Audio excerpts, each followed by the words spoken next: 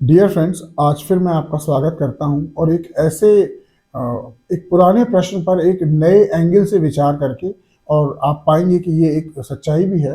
मैंने illegal immigration पर पिछले 3 वीडियोस बनाए हैं जिसके बारे में आपको पता है।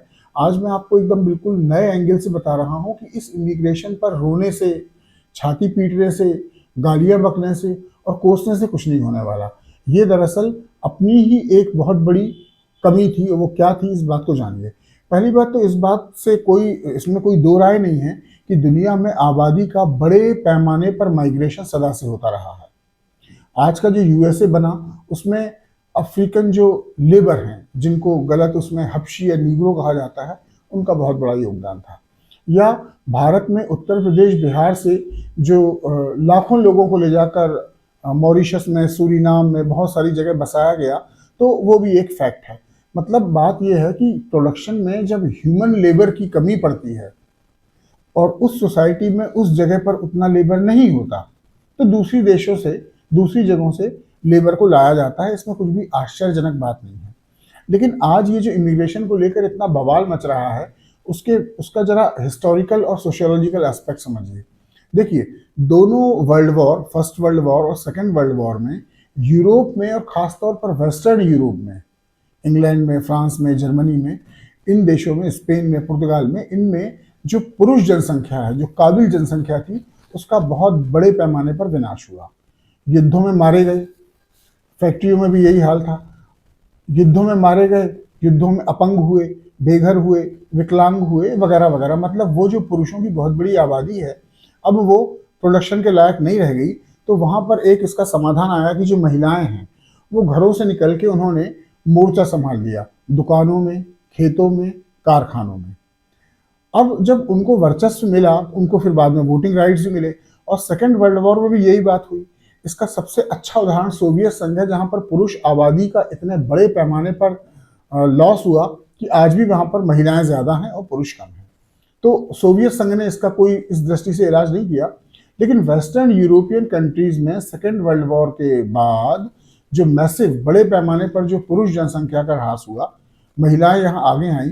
और इसके साथ एक चीज और हो गई कि महिलाओं में एक खास किस्म की स्वतंत्रता या स्वच्छंदता, उन्मुक्तता, जिसे आप विमेंस लिब भी बोल सकते हैं, फेमिनिज्म मूवमेंट बोल सकते हैं, ये बहुत तेजी से आया।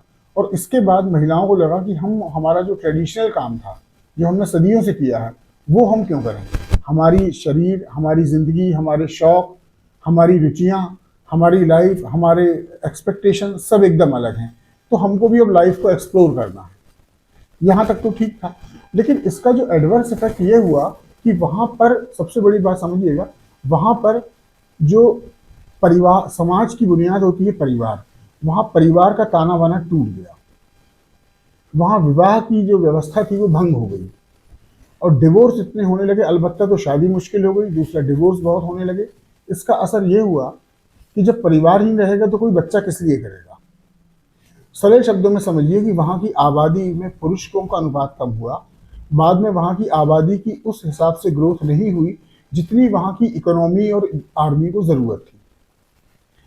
और जो भी वहाँ के लोग थे, क्रीम एजुकेशन पाकर रिसर्च एंड डेवलपमेंट में गए, वो नासा में गए, वो बड़ी बड़ी मल्टीनेशनल कंपनियों में गए, वो R&D करने लगे, सब कुछ करने लगे। R&D माने रिसर्च एंड डेवलपमेंट करने, वो सब टॉप लेवल के काम करने लगे जो ब्रेन वाले थे। लेकिन ये है कि इकोनॉमी का जो फोर्थ लेवल वाला, फोर्थ ग्रेड वाला काम होता है, जिसमें सेमी स्किल्ड या अनस्किल्ड ह्यूमन लेबर की जरूरत होती है, उसमें इंग्लैंड के इंग्लिश लोग जाना नहीं चाहते थे, फ्रांस के फ्रेंच जाना नहीं चाहते थे, जर्मनी के जर्मन नहीं जाना चाहते थे।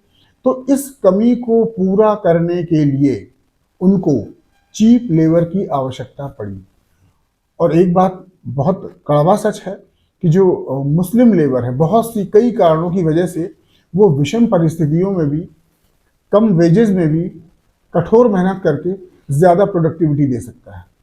अब उसके कारण क्या हैं वो बिल्कुल बाद में। तो इसलिए इन देशों ने बाहें फैलाकर मुस्लिम लेबर्स का स्वागत किया। और ऑब्वियसली ये भारत, पाकिस्तान, बांग्लादेश या नॉर्थ अफ्रीका से फ्रांस, इस जगह गए। ये गए, इनकी बहुत बड़ी ताकत थी, इनका मुस्लिम या शरिया लॉ या इनकी सोच जिसमें महिलाओं को इस किस्म की सुविधाएं नहीं थी कि आप ओलंपिक में भी चले जाइए, आप स्पेस में भी चले जाइए, आप वर्ल्ड टूर कर लीजिए, आप फैशन इंडस्ट्री में चले जाइए, आप फिल्म में चले जाइए, आप ग्लैमर में चले जाइए, ये सब वाली चीज़ें नहीं थी या बहुत कम थी। तो इनका फैमिली स्ट्रक्चर बना रहा और इनकी आबादी बढ़ती रही और इनके यहाँ स्किल्ड या अनस्किल्ड लेबर थोक के भाव प्रोड्यूस होता गया। जब ये चीज़ें थोक के भाव हुई और उन देशों ने इनको बाहें फैला के इनका स्वागत किया, उन देशों की मजबूरी थी, उन देशों ने अपनी मजबूरी में इनका स्वागत किया और बाद में इनको तमाम सिटीजन राइट दिए, इनको नागरिकता मिली। उसके बाद ऑब्वियसली एक बहुत बड़ा पॉलिटिकल प्रेशर ग्रुप बन गए और चूंकि इन देशों में डेमोक्रेसी थी तो इनके यहाँ अपोजिशन के लीडर्स को इनमें बहुत बड़ा वोट बैंक नजर आया और इनके इन पॉलिटिकल पार्टीज के एजेंडे में ही हो गया कि हमको इमिग्रेंट्स के लिए तमाम रेड कारपेट बिछाना है और इमिग्रेंट्स भी इनके परमानेंट वोटर हो गए। अब यहाँ से कहानी का दूसरा या दुखद अध्याय शुरू होता है कि जब इन इमिग्रेंट्स की आबादी बहुत ज़्यादा बढ़ी, इनकी पॉलिटिकल वॉइस बढ़ी, तो इन्होंने अपने आप को सेपरेट या अपनी शरिया लॉ की डिमांड की।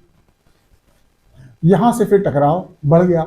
इनका कहना था कि हम पर आप अपनी कल्चर मत थोपिए, हमारा अपना कल्चर है, भले वो पैट्रियार्कल कल्चर हो, भले वो पुरुष प्रधान हो, पितृसत्तात्मक हो, जो भी हो, लेकिन हम हमारी कल्चर के हिसाब से चलेंगे। हम भी इस देश के सिटीजन हैं और जानते थे वो बहुत बड़ा वोट बैंक है। यहाँ से वो टकराव शुरू हुआ जो अब इतना बढ़ गया है कि इन सो कॉल्ड गोरे देशों में सरकारें इन लोगों की न रहकर इमिग्रेंट्स की हो गई हैं। मोस्टली वो लोग मुस्लिम्स हैं और अब मुस्लिम कहते हैं कि हम वैसा ही कंडक्ट करेंगे जिसकी हमें शरीयत छूट देती है।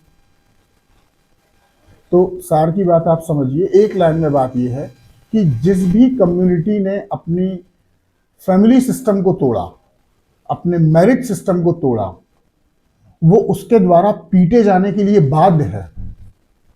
जिसके यहाँ सोसाइटी, फैमिली और मैरिज मजबूत हैं, दैट्स ऑल।